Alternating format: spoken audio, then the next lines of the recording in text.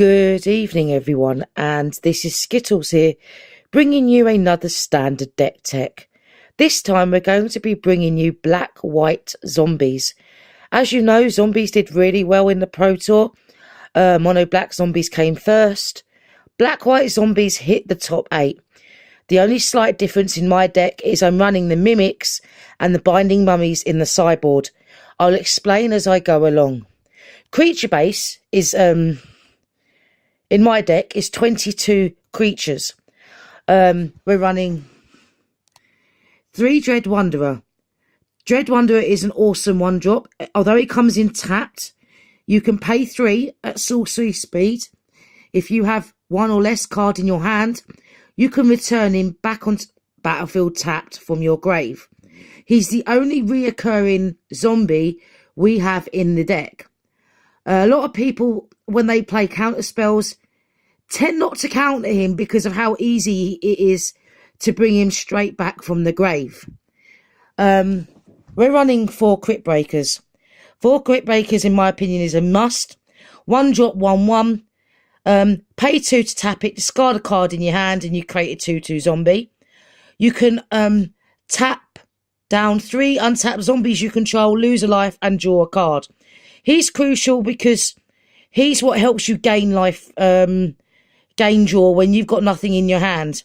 Also, the fact that he spits out zombies left, right, and centre is pretty decent as well. The only bit of white we're running in the deck is Wayward Servant. 1 black, 1 white mana, 2/2. Whenever another zombie enters the battlefield, you gain a life. The opponent loses a life. Metallic Mimic is the card I'm running instead of Binding Mummy. Binding Mummy is absolutely brilliant, but it's only good against certain decks, in my opinion. Binding Mummy is a 1 generic mana, 1 white, 2/2. Whenever another zombie enters the battlefield under your control, you may tap down target creature or target artifact an opponent controls. Brilliant card against artifact decks, vehicle decks. But the fact is, vehicles are dying down a little bit now. So I wanted to play something that had slightly more synergistic value than a Binding Mummy, in my opinion. Metallic Mimic was the answer. Metallic Mimic is awesome. It's a 2-drop, colourless 2/1 shapeshifter. When it enters the battlefield, you name a creature type. In this case, as we're running tribal deck, it's super powerful. So you're going to name zombies. Whenever you play a zombie spell and Metallic Mimic is on the battlefield, you may put a 1/1 counter on that particular zombie creature. It is absolutely amazing. I think it works best because obviously it pumps your zombies up. The next 3-drop creature is a 2/2 3 mana Diagraph Colossus. I suggest run 4 if you want and drop a Mimic, but 3 works just as great. It's a 2/2. When it enters the battlefield, it gets a +1/+1 counter for every zombie in your graveyard. When you cast a zombie spell, you may put a 2/2 zombie token creature onto the battlefield. Another great zombie that loves to spit out zombies, and your board would, in no time with him on the field, would be filled with zombies. Last but not least, Lord of the Accursed is a 4. And it's a must. You must run 4 in the deck. It's an all-time brilliant card. Like Mimic, it pumps all other zombies up and gives them a +1/+1. Also, you can tap 2 to tap the Accursed down, and it gives all your zombies menace. This is crucial in the late game, and you've got a whole ton of zombies on the battlefield, and you can just swing in, and it possibly gives you the game. Brilliant card. In my opinion, if you're not running 4, don't run the deck. But it's an awesome card, nonetheless.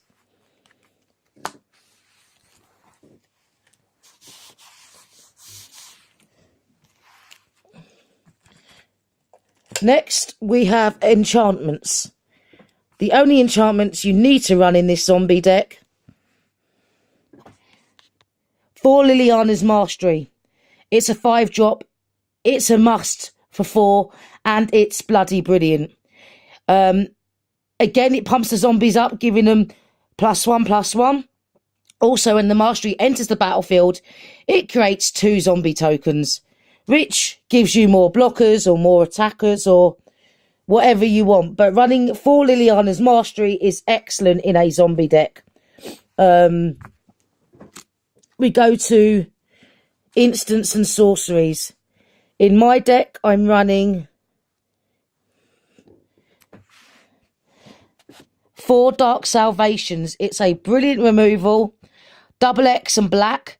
Target player puts X 2/2 zombie tokens onto the battlefield, then up to 1 target creature gets -1/-1 until the end of the turn for each zombie that player controls. Awesome for taking out Gear Hulks, anything big basically. Arbor Colossus or something? It's amazing. Even if you have a load of zombies on your field already, you can just pay the 1 black mana and remove whatever you so wish from the opponent's side of the field creature-wise. You don't even need to create zombies with it. But Dark Salvation is a brilliant removal spell, as it gives you zombies as well if you choose to pay the X cost.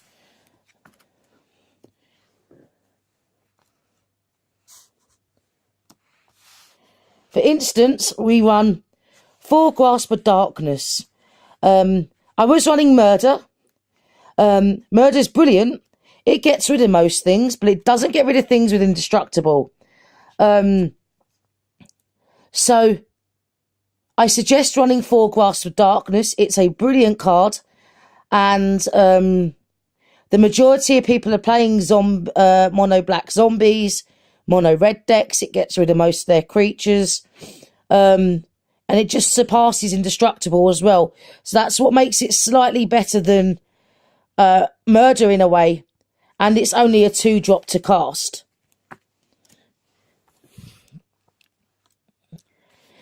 Anguished Unmaking is another great instant.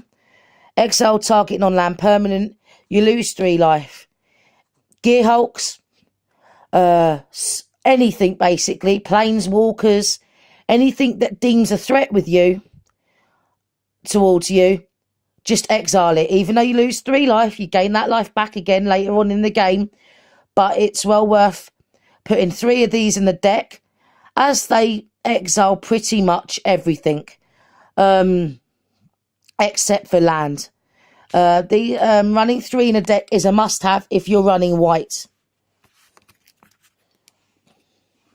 Land.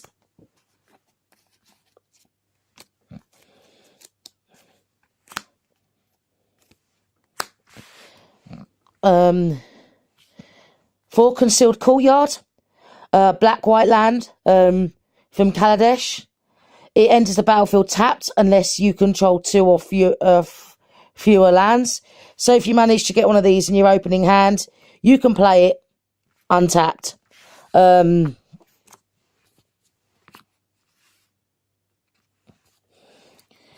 Shambling Vent is a land, but also if you pay 3 mana, you can activate it as a 2/3 elemental creature with lifelink, and it's still a land. So it's another way of giving you lifelink in the deck if you so need it. As for basic lands,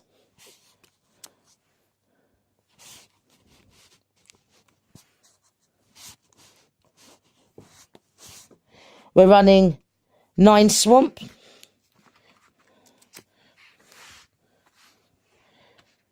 6 Plains. I'd suggest try not to run too many tap lands, so I suggest not running any Forsaken Sanctuaries, as it can slow the deck down a little bit. The mana base is absolutely perfect for this deck. You want to be running 9 Swamps because obviously you're only running a tiny bit of white in the deck.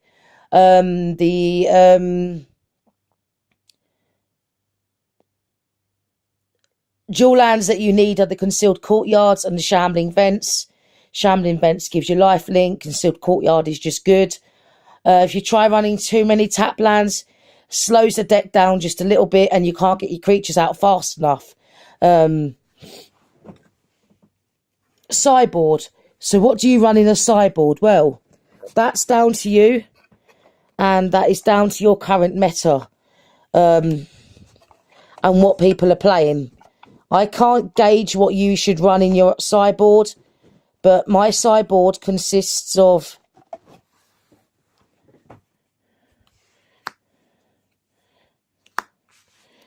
two Flame Tendrils. At my local meta, a lot of people are playing mono red, mono black zombies.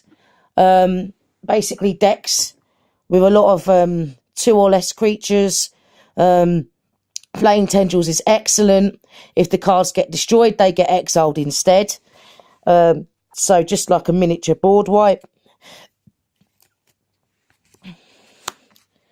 Running 2 Never 2 Returns for Planeswalkers or just another kill spell. And its aftermath is pretty decent as well. You basically cast this card from your graveyard.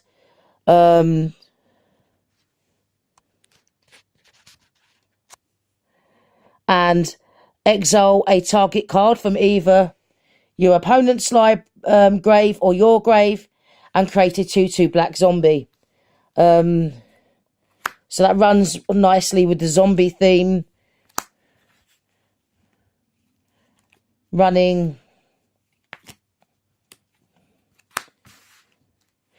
I'm running 2 Scarab Feasts. Excellent if you're playing mono blue decks that like to get their cards back from the graveyard, because you get to exile 3 of them. Or any deck that likes to play cards back from the graveyard. If you exile 3 of them, it could be beneficial because it could be the cards that they really want. If you don't really want to use it, you can just cycle it to draw a card.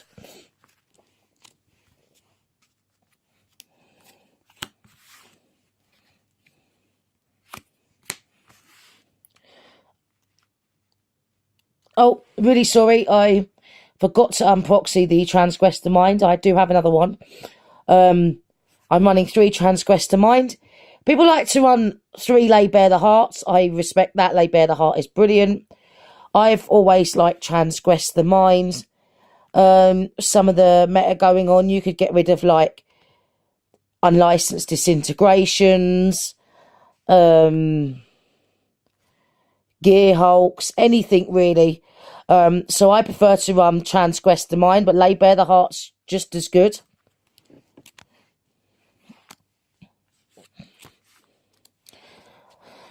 Lost Legacy is brilliant again. Name a non-artifact, non-land card. You search your player's grave, hand and deck, and they exile that card. It's brilliant. Works against most decks that are really troublesome.